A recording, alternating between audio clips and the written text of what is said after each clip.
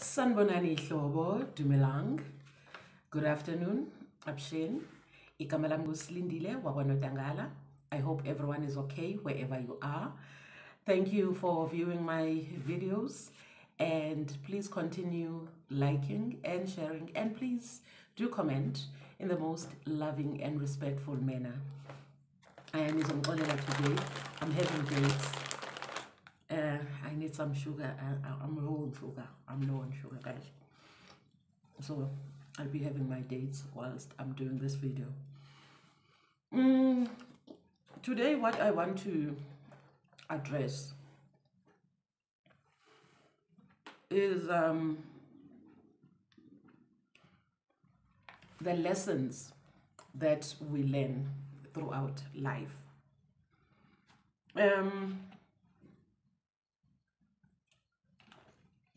Kakhulukazi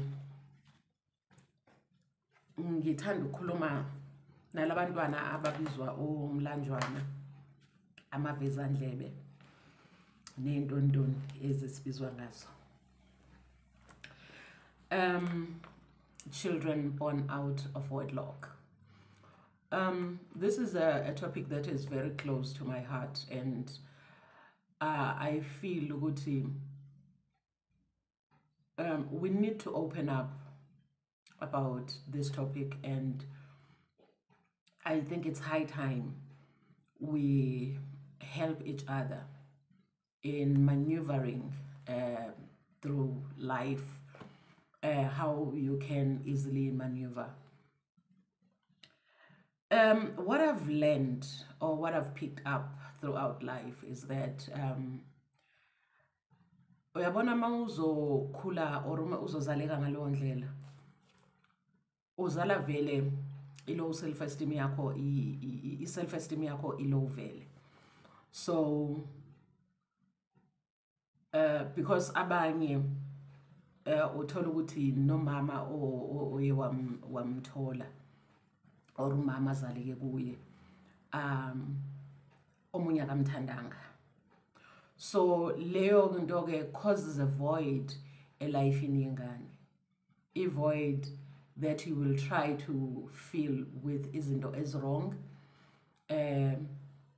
that some try to fill with drugs, with alcohol, and we forget one important factor, ukuthi regardless ukuthi uze kanjani kodwa kusalayo on that day, on that special day, morning, night, or whatever time of the day it was, there was love involved. There was love involved.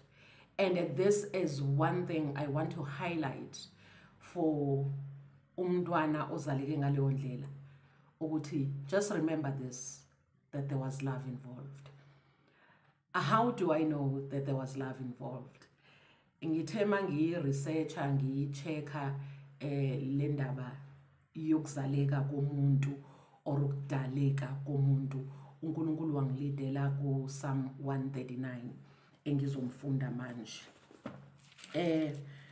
Angizofunda ke yonke, ngizofunda nje laphayana ku verse 13, ngiyoma ku verse I think 40 or 18, I think phele ku verse 18.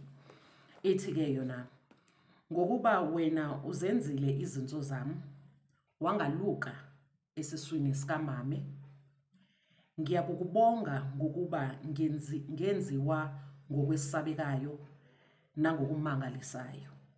Imisebenzi yakho iyamangalisa, umphefumulo wami uyakwazi kahle.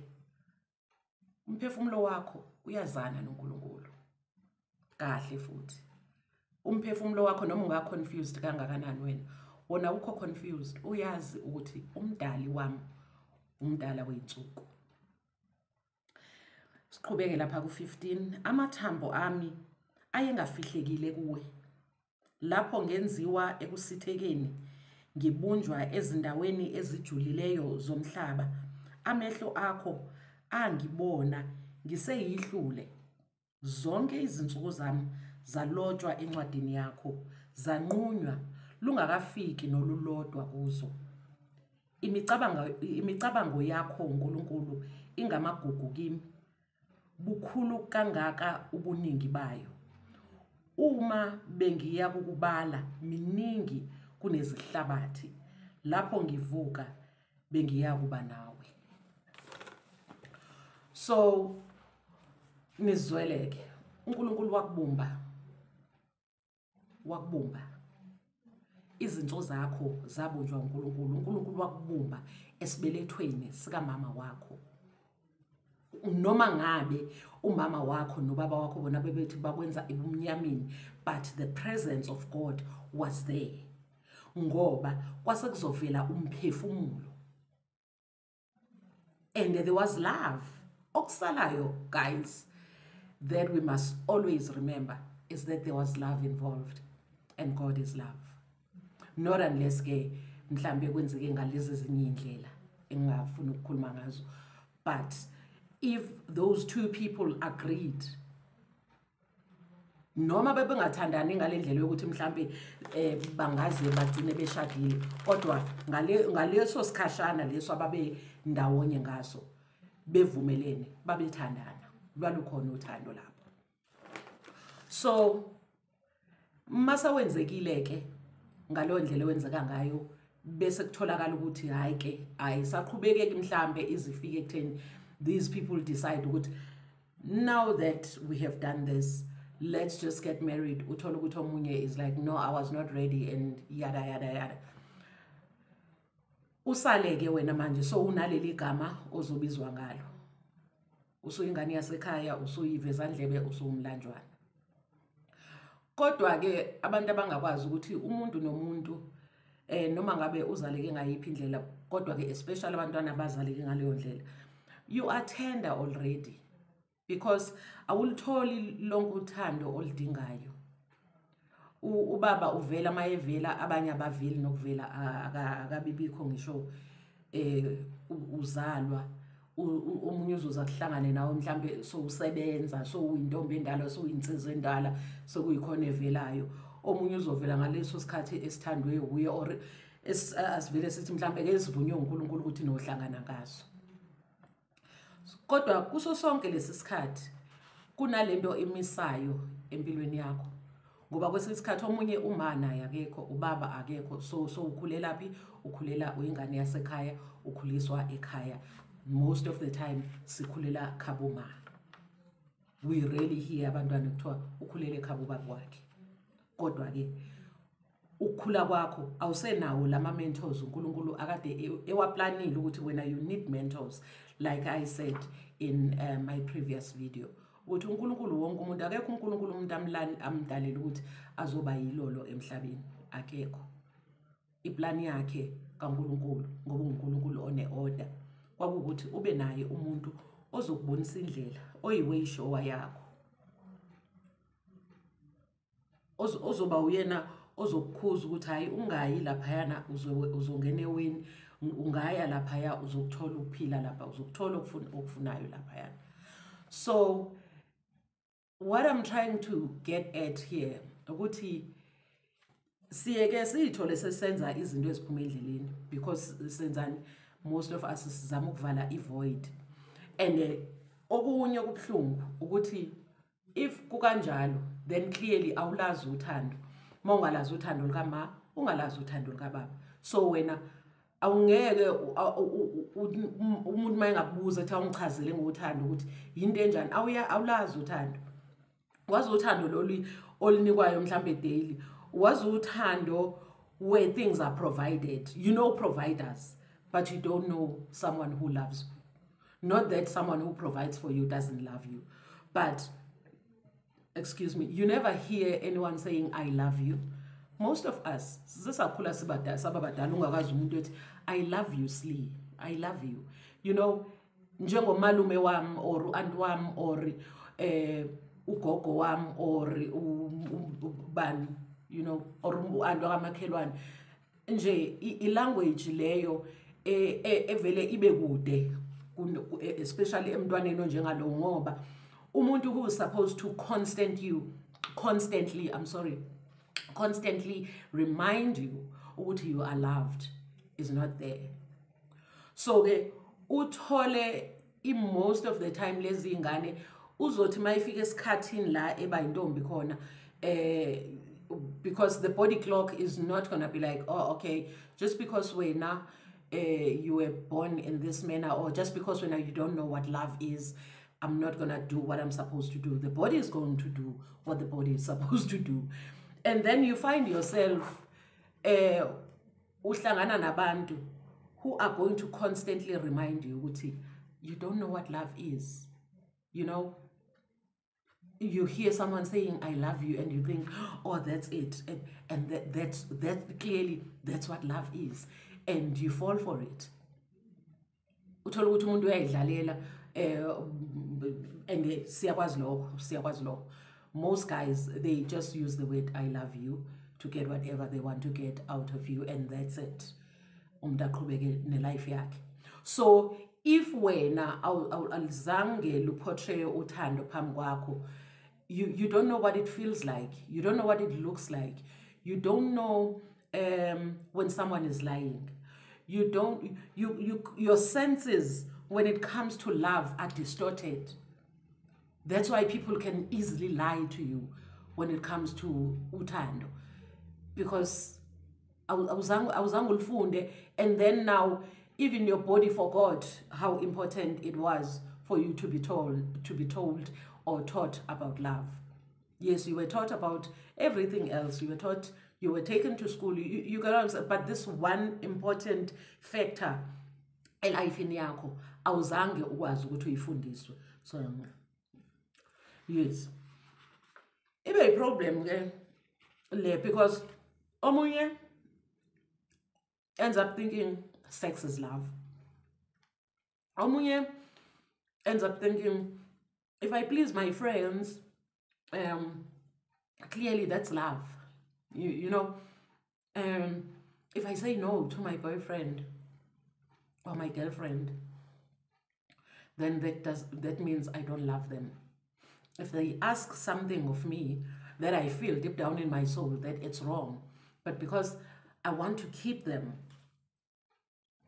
and this is one person who has said to me, I love you, so clearly I don't want to lose that. So uyithole ungena ke eintweni ezingalunganga ngaloyo ndlela kancane instead of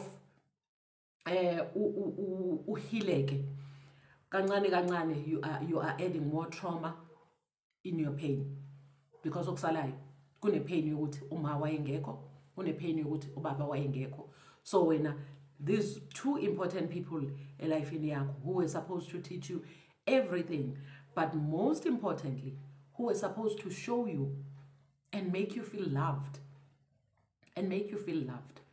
So ufika kulesi stage where now you have to interact with other people, and you cannot not interact, you cannot not have friends, you cannot not have a boyfriend, but awunawo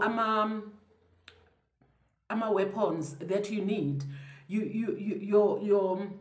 Your intellect is not sharp enough to pick up when people are lying to you, to pick up when, especially when it comes to izinto zothando. So uzozithola ke wenza amaningi ama mistakes lawa,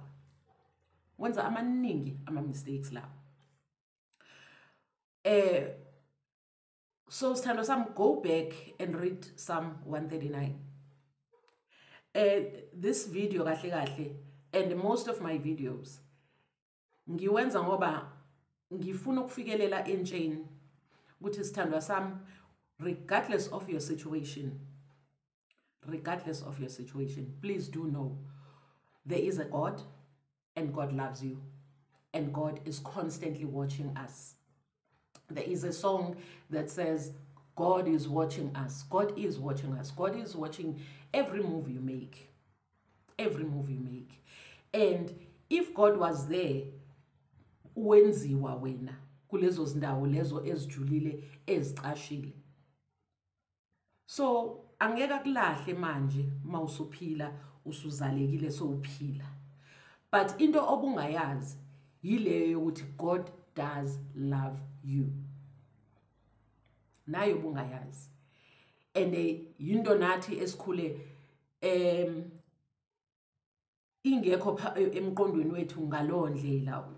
Oh Nkosi yami, God loves me regardless of my situation. God still loves me. You know, Psalm 27 uthi laphaya ku Psalm 27 verse 9, I think, to verse 9. Ngokuba ubaba nomame bangishiyile, kodwa uJehova uzangamkela. So imessage yami ilapho ke namhlanje ukuthi please azi ukuthi uNkulunkulu wakwazi udalwa uma wakho nobaba wakho, ngoba yena vele wawusukhona kuye vele. Ngike ngakhuluma ngalento yokuthi abaningi bethu sintshontshiwe ngandlela thizeni, sazithola sesizaleka out of i-order kaNkulunkulu, but still God was there. So now azi, ngiyacela wazi ukuthi noma ngabe uzaleke kanjalo uNkulunkulu uyakuthanda. Do not put yourself in situations that are going to add to your trauma just because when you have this inkling that God doesn't love you. God loves you and God cares about you. Abaningi bethu futhi thina-ke bantu abamnyama siyakhohlwa ukuthi impilo impilo, ukuthi uzaleke ekhaya la khona uma nobaba, noma uzaleke ekhaya la ubaba noma bengekho, okusala impilo. God is just. IBhayibheli lisho njalo lithi God is just. For the fact that uthema udaleka kulezo indawo ezijulile zobumnyama ezicashekile, abantu becala ucashekile beyitshela ukuthi uNkulunkulu akekho lapho, uNkulunkulu wayekhona. uNkulunkulu wayekhona and uNkulunkulu uyayibona yonke ijeni yakho, unawe kuleyo jeni yakho. So musa ke ukukhohlwa, khumbula ke namhlanje ukuthi uNkulunkulu uyakuthanda, uNkulunkulu unawe, uNkulunkulu uluthando. Abazali bakho bangakhohlwa ukuthi bona at the time when you were conceived they were in love, kodwa uNkulunkulu akakhohlwa ngalo, because uNkulunkulu cares about a human soul. God cares very much about a human soul. Anyways, I was coming to this, I don't know ukuthi ngidistractwa yini. Bengiza kule point yokuthi God is just. Ungathi ke wena ngoba uthi hayi mina ngoba ngizaleke ngalendlela mina ngizokwenza izinto vele the expectation is for me to do izinto eziphuma endleleni. No, God doesn't work like that.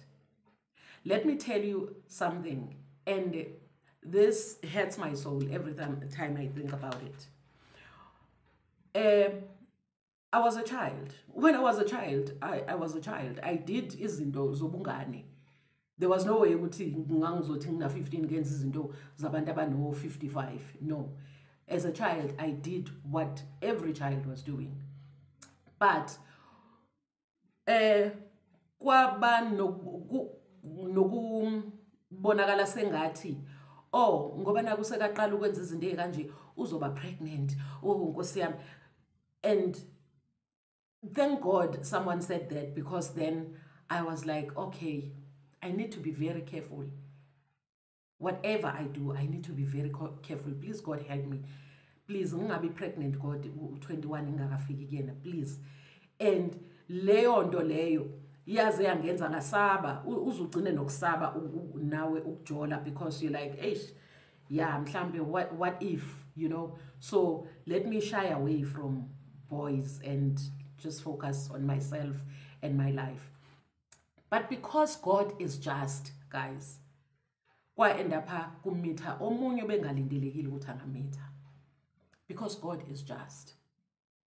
So nawe ke Ungathi ngoba uthi oh hayi ngizaleke ngalendlela so uNkulunkulu doesn't care about me. God cares about you and God cares about everything that you do, whether it's right, whether it's wrong, and you will be punished according to what you did, not because oh uNkulunkulu fanele ngizwele mina because mina phela nginamanga nababa. uNkulunkulu akayidlali leyo game. God is a God of order. God is a God of order. If uphumile endleleni uNkulunkulu fanele adile nawe accordingly. So be careful ke ukuthi niziphatha kanjani. Ungathi ngoba hayi mina kwaba kanje then ngizokwenza ukuthanda kwami no sithandwa sami. And okunye ebengisaya kukona ukuthi be careful ngoba impilo iyafana kunombani. This is one thing that I've learned. Ukuthi impilo iyafana kunombani. Naka next door wami bake bayixakekele njengoba nami la kwami ngike ngiyixakekele njengoba nalo next door wami ekayixakekele. Sonke siyadlula kwi-wilderness. Sonke siyadlula kwi-wilderness. Akekho umuntu ophila emhlabeni othi akakaze afacane ne-wilderness. iBhayibheli sonke story esiseBhayibhelini sikutshengisa ukuthi impilo yomuntu ihamba kanje. Na impilo yomuntu. Yikho kubalekile ukuthi ube nalo iBhayibheli ulifunde because mawuhlakaniphile uzofunda okuningi eBhayibhelini. Okuningi ongeke ukufunde mhlambe ngisho nakubangani bakho. So ekuhambeni ke kwethu asihambe ngendlela. Asihambe ngendlela. Sazi ukuthi ngelinye ilanga noma ngihamba futhi ngendlela akusho ukuthi ngeke ngihlangane notsotsi ngelinye ilanga abafuna ukungitsotsa. Sisempilweni, sisempini. So mawudlula kwi-wilderness, or mawufikelwe yileso sikhathi sobumnyama. Mabekhumusha bathi it's the dark night of the soul. Dark night of the soul. La uSathane akutheste ngayo yonke into ekhona under the sun. Because vele naye ufuna ukukunqoba. Kodwa ke ngoba wena vele ziningi izinto kuwena ezingahambanga kahle. Uthola ukuthi usuzothola abantu abazokutshela ukuthi unenkinga yesibongo. Ungenankinga yesibongo. You are facing the dark night of the soul. You are facing amacala akho, amacala abazali bakho, amacala ogogo nomkhulu. Ekufanele nje ubuyele kuJehova uthi uNkulunkulu xolela Thixo. Thethelela baba. Lenzakala lelo phutha, lenzakala leli phutha, nandi elinye iphutha lenzakala. Thixo ingcwele, ngiyakucela Jehova wami umuhle. Noma sengihamba esigodini sethunzi lokufa, lele ngibhekene nabo. In the valley right now. Thixo ngiphuthume. Ziningi ke uthola ukuthi abanye bazokutshela ukuthi abazali bakho abashadanga Go back to God owakudalayo. Iya kuNkulunkulu owazi konke ngawe. Lapha kuPsalm 39 othi ngakwazi uselihlwili esiswini sikamama wakho. Ngakwazi uselihlwili esiswini sikamama wakho. Ngakwaluka esiswini sikamama wakho. Lapho wenziwa ekusithekeni ubunjwa ezindaweni ezijulile zobumnyama. Amehlo akho Jehova angibona. Angibona kulezo indawo zobumnyama engabunjwa kuzona. Jehova wangibona.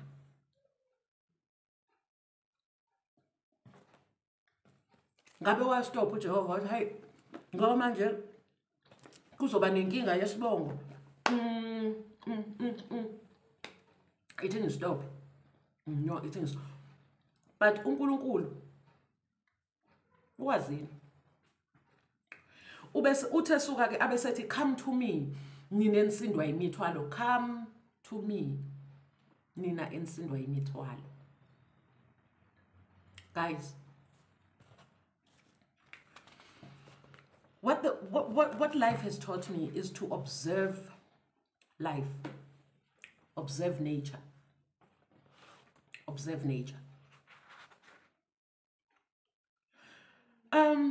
You'll really see the stars when it's cloudy and raining and there's thunderstorm. But after that, after that weather has cleared, you will see the stars. You won't even see the moon. But after that, you will see the moon. And it's still the same. Nothing has changed. Ligala netala for weeks, I think. Lingaveli langa nakancane. But ilanga alvelanga, guys, selivela seliwomunye umbala. Seliqhamuka selipink.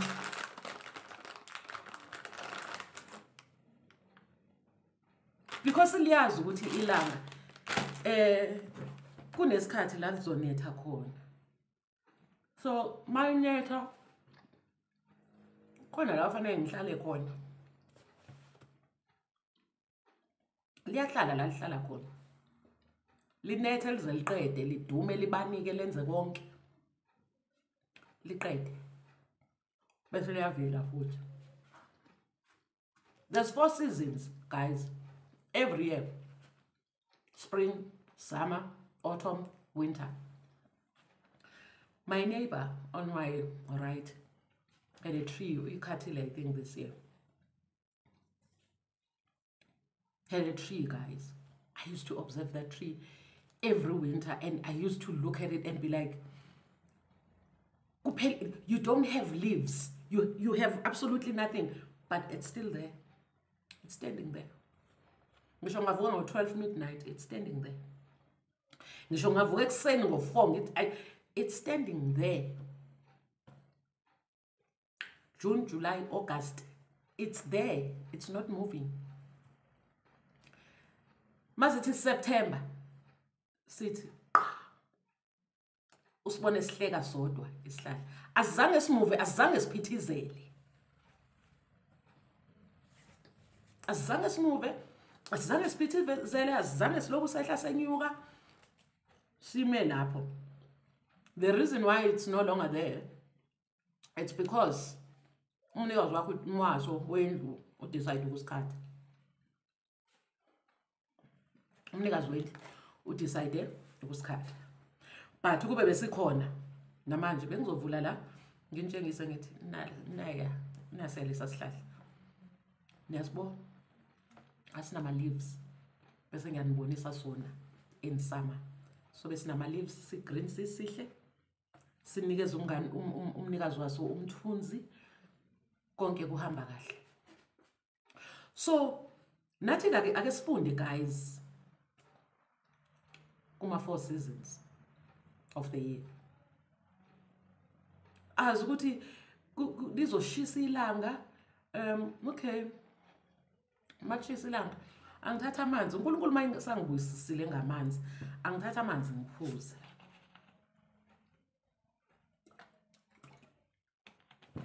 And chill. And chill. Ungaphithizeli mlanjwana makufika isikhathi se-wilderness, because isizofika isikhathi se-wilderness nakuwena. It doesn't mean just because, oh, Nkosi yami, mina vele Nkosi yami ngangizaleke kanje, so God will take pity on me. No. God is just, guys. Kunezinto ezenzile uNkulunkulu kufanele ahlale phansi nawe azidiscuss nawe athi okay, you did A, B, C and D. Okay. Lo kuyabe ku right, lo kuyabe ku wrong, lo kuyabe kungalunganga, lo. So indlela engizokuphanisha ngayo, ngizokukhipha lapha emsebenzini. or indlela ngizokuyekela kusathana agide phezu kwakho ngoba clearly wena you think the world revolves around you, because wena manje ngoba phela wena phela uma nobaba, Nkosi yami bangishiya mina uma nobaba, so now I must just F up my life and then no. Especially uNkulunkulu mayiphila umzimba kahle uphelele nengqondo iphelele yonke into iphelele. Remember ukuthi uNkulunkulu is a God of order. Do things nge-order kaNkulunkulu. Remember ukuthi uNkulunkulu mhla ekwakhiwa mhla abantu abawu-2 behlangene bethi bayathandana, God was the third person there. Remember that. Remember ukuthi uNkulunkulu uthe if abazali bakho bayakulahla mina ngizokuphuthuma. So ukhona ubaba wethu wasezulwini ohlala isigadile ngaso sonke isikhathi sokuphila kwethu. Ngaso sonke isikhathi sokuphila kwethu bantakwethu. Ukhona ubaba wethu wasezulwini.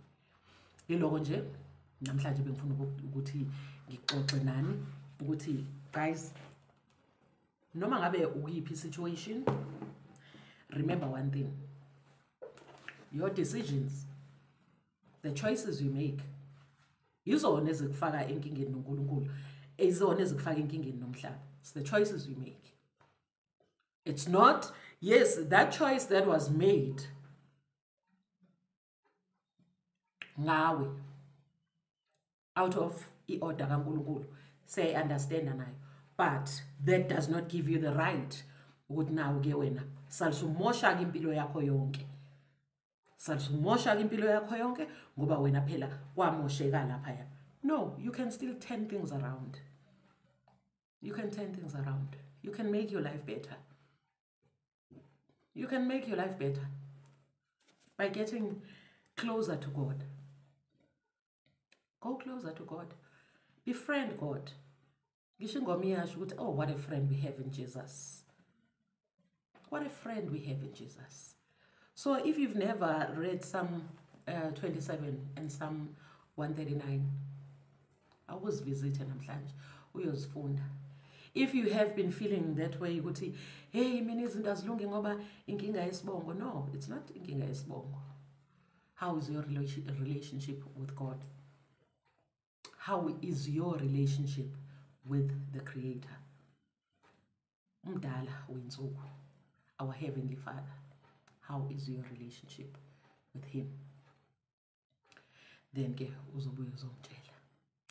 Zithandwa zami angifuni ukuyidonsa kakhulu, but I hope ukhona umuntu ozosizakala ngale topic yanamhlanje. Ukhona umuntu ozolithola usizo, ukhona mhlawumbe umuntu ngempela obezibuka yena abone ngathi yena akathandeki, akathandwa. Uyathandwa sithandwa sami, futhi uthandwa kude, wathandwa kude emazulwini wena. Uyathandwa. And no, ngisho when you were conceived, love was present. And God is love. God loves you. Let's remember this, guys. God loves us. God loves us. I always say to people, if ufuna ukubona ngempela ukuthi uNkulunkulu uyakuthanda, uNkulunkulu yena kathi ngibonise. No, uNkulunkulu nje uyakuthanda. Akadingi nanokuthi umbonise. Kodwa ke ngoba phela some of us singo Thomas. Zama ke zizamele wena ngokwakho if ufuna ukumbona ngempela ukuthi uNkulunkulu uyakuthanda. Mtheste ke ngaleyo ndlela ufuna ukumthesta ngayo. Awumthembe nje. Awukuthi nje this week othi yazini, I'm not going to listen to anyone. I'm not going to do anything. I'm not going to if bengivuka ngishise iningi this week, I'm not going to do that. I'm just going to immerse myself in prayer. Immerse myself in prayer.